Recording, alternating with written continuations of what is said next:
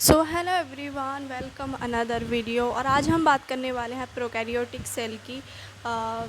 Basically start करने से पहले आप हमारे चैनल पर अगर नए हैं तो चैनल को सब्सक्राइब कर लीजिए एंड बिना किसी देरी के स्टार्ट करते हैं।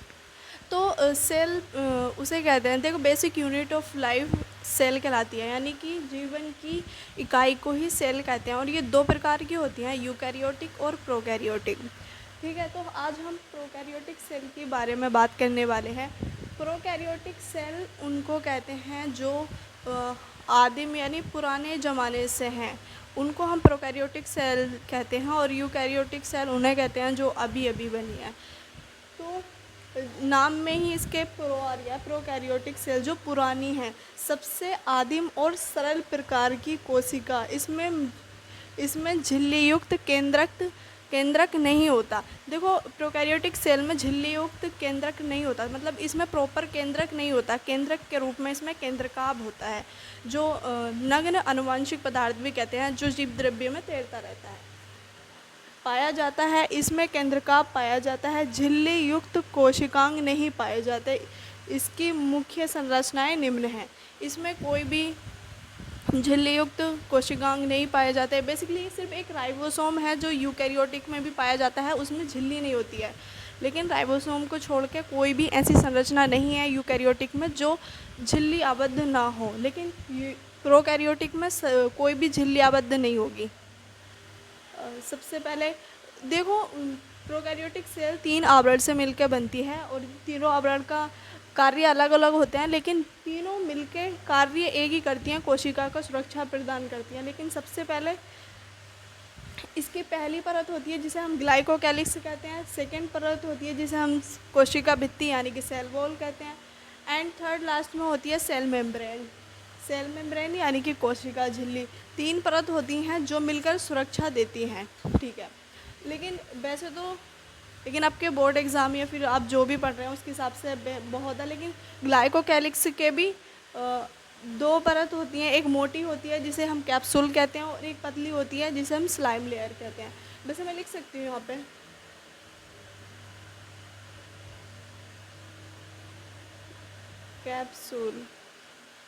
कैप्सूल मोटी परत को कहेंगे, और स्लाइम लेयर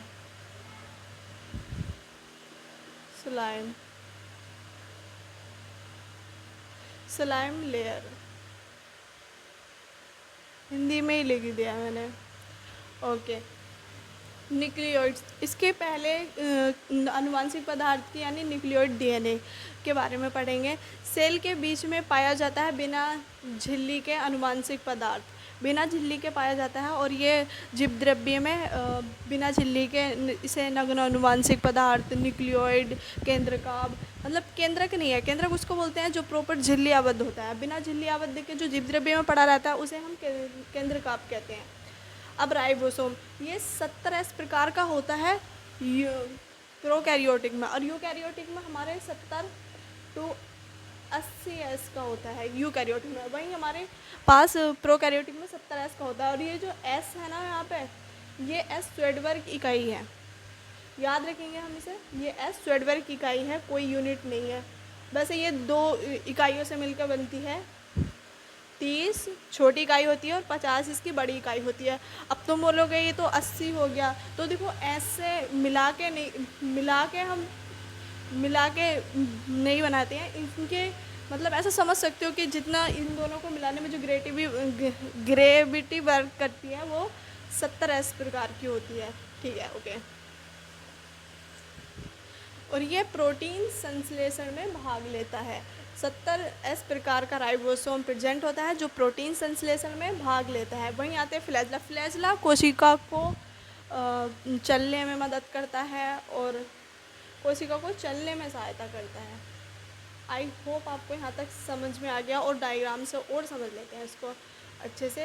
ये देखो, ये है प्लाज्मिड, ये प्लाज्मिड है, ये केंद्रकाभ है, और ये कशाबिका है, और ये लबक है जो झिल्ली के अंतर्वलन से बनता है।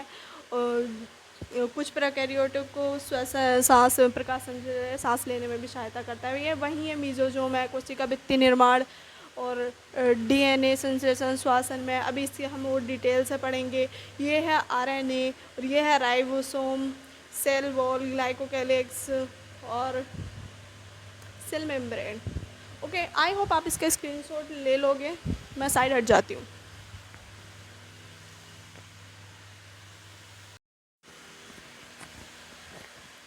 उम्मीद करती हूँ कि आपने वो स्क्रीनशॉट ले लिया होगा या फिर नोट्स बना लिए होंगे। अब हम बात करते हैं प्रोकैरियोटिक सेल के और पार्ट्स की, जो कि है प्लाज्मिड।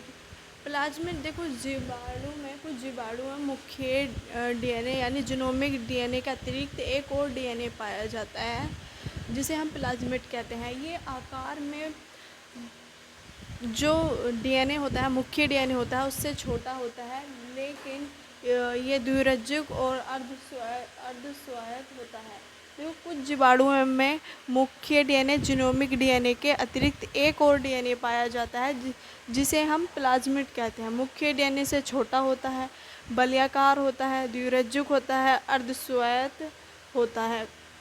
ये अर्धस्वायत्त पता नहीं क्या होते हैं, मुझसे प्रोनाउंस करना नहीं आता, लेकिन अर्धस्वायत्त, ठीक है, ओके। अब हम आते हैं इसके सेकेंड पॉइंट पे, जो कि है लवक। देखो, लवक भी जीव द्रव्य झिल्ली के अंदर की तरफ अंदरवलन से बनता है, लेकिन ये मीजोजोम से डिफरेंट होता है। आइए कैसे डिफरेंट होता है। ये कोशिका जीव द्रव्य झिल्ली के अंदर की ओर विस्तार से बनते हैं। इनमें बर्डक पाए जाते हैं। कुछ प्रकाश संश्लेषी प्रोकैरियोटिक जीवों जैसे कि नीलहरित शैवाल इत्यादि में पाए जाते हैं। यह बहुत ये ध्यान देने की बात है कि यह कुछ प्रकाश संश्लेषी प्रोकैरियोटिक जीवों जैसे कि नीलहरित शैवाल इत्यादि में पाए जाते हैं। ओके, अब बात करते हैं मीजोजोम की। मीजोजोम जीव द्रव्य झिल्ली के अंतर्वलन से बनता है, जैसे कि ये लवक बना है, लेकिन इनके अपने अपने अलग काम होते हैं। मीजोजोम जीव द्रव्य झिल्ली के अंतर्वलन से बनता है, लेकिन इसके काम जो हैं वो डिफरेंट है। जैसे कि इसके कार्य हैं श्वसन में, डीएनए रेप्लिकेशन में, भित्ति निर्माण में और क्षेत्रफल बढ़ाता है। देखो, अगर इस तरह से मीजोजोम बनेगा तो डेफिनेट जाहिर सी बात है कि इसमें क्षेत्रफल बढ़ेगा। अब हम इसकी डेफिनेशन पढ़ते हैं। यह कोशिका झिल्ली के कोशिका जीव द्रव्य की ओर विस्तार से बनते हैं तथा पुटिका, नलिका, अधोपटलिका के रूप में पाए जाते हैं। आई होप आज का लेक्चर आपको समझ में आया होगा। एंड आपको किस नेक्स्ट टॉपिक पे वीडियो चाहिए, मैं डेफिनेटली उस पर वीडियो बनाऊंगी। एंड और वीडियो कैसी लगी मुझे कमेंट सेक्शन में ज़रूर बताएं और चैनल को सब्सक्राइब कर लें। आपके सब्सक्राइब और लाइक से मुझे एक मोटिवेशन मिलता है कि मैं आपको इस तरह की वीडियो और बनाऊं। थैंक यू, और अपना ध्यान रखिएगा, अपने घर वालों का, और अपनी पढ़ाई करते रहिएगा। Bye bye.